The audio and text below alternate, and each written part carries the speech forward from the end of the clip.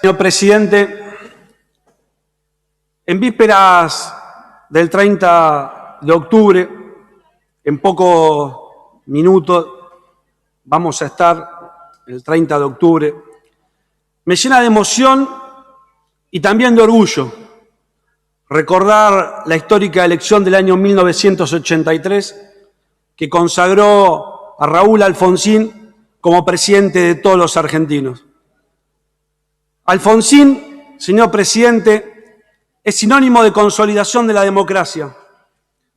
Alfonsín es sinónimo del rechazo a la autoamnistía de las juntas militares genocidas. Raúl Alfonsín, señor presidente, significa la CONADEP. Raúl Alfonsín significa el juicio de las juntas militares. Raúl Alfonsín significa nuevos derechos, como la patria potestad compartida, el divorcio vincular. Raúl Alfonsín, señor presidente, significa, como lo hemos dicho en muchas oportunidades, la lucha permanente por la libertad y la igualdad. En estos días he visto varios videos de un gran adversario de Raúl Alfonsín, un hombre de la democracia, un hombre respetado por la política, como es Antonio Cafiero. Antonio Cafiero decía que Alfonsín era un linaje de la política. Cafiero decía que Alfonsín era un héroe de la democracia. Cafiero decía, con todas las palabras, en ese discurso en el cual se llevó adelante el funeral de Alfonsín, que a los radicales nos daba una mala noticia, que Alfonsín dejaba de pertenecer a la Unión Cívica Radical porque pensaba pertenecer al conjunto del pueblo argentino. Por eso, desde mi perspectiva, es un error solamente mirarlo a Alfonsín en términos históricos, mirarlo a Alfonsín con perspectiva de pasado, sino que terminemos que mirarlo a Alfonsín con su figura y sus ideas, construyendo el futuro. Porque, como bien decía Alfonsín, nosotros tenemos que reivindicar permanentemente la política como herramienta, como camino. Porque cuando no hay diálogo, se rompen los puentes. Y cuando se rompen los puentes, se rompe el diálogo. Y cuando se rompe el diálogo, se rompe la política. Y cuando no hay política, señor presidente, hay violencia. Por eso, en todo momento, tenemos que reivindicar la figura de Alfonsín. La figura de Alfonsín en materia democrática. La figura de Alfonsín en perspectiva de futuro, en la construcción permanente de una sociedad más justa e igualitaria. Una vez dicho esto, señor presidente, estamos culminando una nueva sesión virtual. Al igual que lo vengo sosteniendo en las últimas sesiones, tenemos que ir a la presencialidad y tenemos que trabajarlo juntos, señor presidente, porque en la presencialidad se eleva el debate legislativo. Hoy hemos visto nuevamente muchas diputadas y muchos diputados con ansias de participar, con ganas de sentar posición, con ganas de defender propuestas, con ganas de defender ideas, con ganas de defender proyectos. ¿Y qué mejor que hacerlo en el ámbito que corresponde, en el ámbito de la presencialidad? Porque eso, sin lugar a dudas, mejora el debate legislativo. Ojalá podamos caminar hacia ese sentido, hacia ese objetivo, señor presidente, y cuente con nosotros para tomar las decisiones que haya que tomar en esa ruta. Mire, señor presidente, cuando en la última sesión yo dije con toda claridad que si alguien me preguntara cómo definía a este gobierno, yo lo definía como el gobierno de la incertidumbre.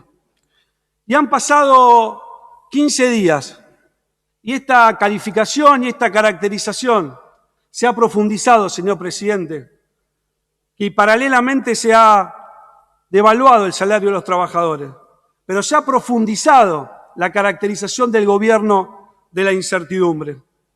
El gobernador Kicillof el otro día dijo con todas las letras y a todos los que lo escucharon que la falta de regularización de los country implicaba una especie de toma, una especie de usurpación.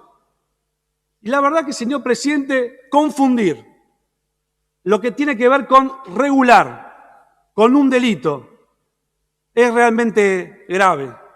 Por eso nosotros, señor presidente, no podemos dejar pasar esa afirmación del gobernador. Porque si confundimos la regularización con la usurpación, en el fondo estamos planteando una lucha de clases que divide a la sociedad, una lucha de clases que genera violencia en la sociedad. Por eso cuando se expresan de esta manera, tenemos que decir las cosas como son y le pedimos al gobernador Kicillof que lo exprese como son. Nosotros estamos dispuestos a acompañar la regularización de los country, pero también estamos dispuestos a que sea con toda claridad, desde el poder, desde donde se debe tener ejemplaridad, desde donde se debe brindar ejemplaridad, que las usurpaciones son un delito. Y vemos, señor presidente, cómo se incrementa la incertidumbre, y lo decía el diputado siciliano. Estamos a pronto de cumplir un año sin la presencialidad de los chicos en la escuela. Y eso atenta contra la calidad educativa. La virtualidad atenta contra la calidad educativa.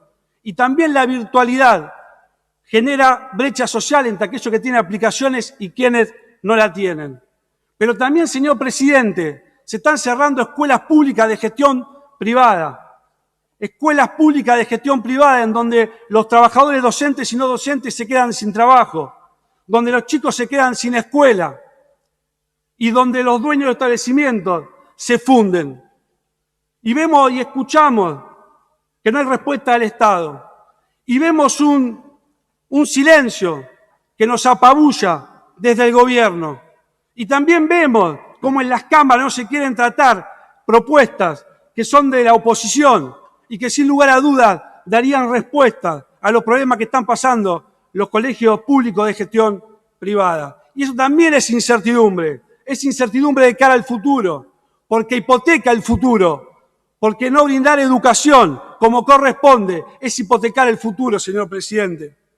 Y también nosotros vemos cómo se incrementa la incertidumbre de miles de comercios, de pymes, de empresas, frente a un Estado que no le da acceso al crédito, frente a un Estado que no le quita la pata de la presión tributaria, frente a un Estado que no estimula para que sigan sosteniendo esos establecimientos y por lo tanto los salarios y el empleo de los trabajadores.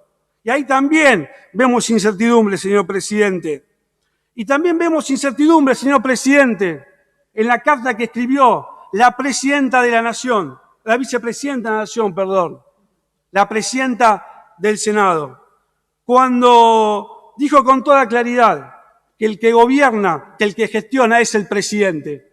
Y si lo dice, y si tiene necesidad de decirlo, es porque en la sociedad argentina hay una sensación completamente distinta. Digámoslo con todas las letras. En la sociedad argentina se cree que hay un presidente formal que está condicionado por una coalición política. Y eso también genera incertidumbre, porque no se sabe quién toma las decisiones ni dónde se toman las decisiones, señor presidente. Y también cuando la presidenta del Senado, la vicepresidenta de la Nación, en la misma carta, dice que hay funcionarios que no funcionan. Y el presidente de la Nación le agradece. La verdad, señor presidente, que si no fuera grave, sería una situación absolutamente cómica, mejor dicho, una situación tragicómica. Y eso también genera incertidumbre, señor presidente. Cuando seguramente esté terminando mi discurso, desde el bloque oficialista, en vez de contarnos qué es lo que van a hacer con la salud, con la educación, con las usurpaciones, con cada uno de los temas que aquejan y que preocupan a los bonaerenses. Le van a pedir explicación al presidente de este bloque por algún Twitter de Esteban Bullrich. Y la verdad, señor presidente, que nosotros apelamos a la responsabilidad. Nosotros apelamos a la sensatez, Por eso de este bloque no le vamos a pedir explicaciones al presidente del bloque oficialista por los tuites de Alberto contra Cristina, ni los twitters de Massa contra Cristina, ni los twitters ni la carta de Cristina contra Alberto y Massa. Nosotros queremos mirar el presente y queremos mirar al futuro. Nosotros queremos que nos den respuesta acerca de cómo van a resolver cada uno de los problemas que aquejan a los bonaerenses.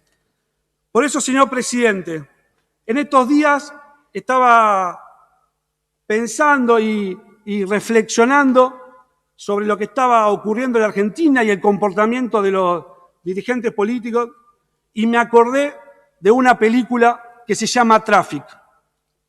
Esa película que se llama Traffic, hay un pasaje en el cual el que fue el último consejero del Partido Comunista de la Unión Soviética, Nikita Khrushchev, quienes reemplazaron el cargo por Leonid Brezhnev, cuando lo reemplaza en el cargo va al despacho que anteriormente era el suyo y le deja 2 cartas que había escrito, que la había puesto en un sobre, que la había cerrado, que la había lacrado.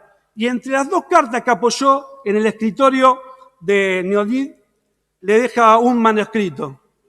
Y en ese manuscrito le dice que si llega a tener un problema sobre el cual no encuentra solución, abra la primera carta. Y si llega a volver a tener otro problema sobre el cual no encuentra solución, abra la segunda carta. Leonid tiene un problema al cual no le encuentra solución. Y va y abre la primera carta. Y en esa primera carta decía: échame la culpa de todo. Transita este camino echándome la culpa de todo. Y así fue como Leonid transitó ese camino echándole la culpa de todo. Pero un día volvió a tener otro problema, que no encontraba solución. Y se acordó que estaba en la segunda carta. Y fue y abrió la segunda carta. Y en esa segunda carta, señor presidente, decía: siéntate.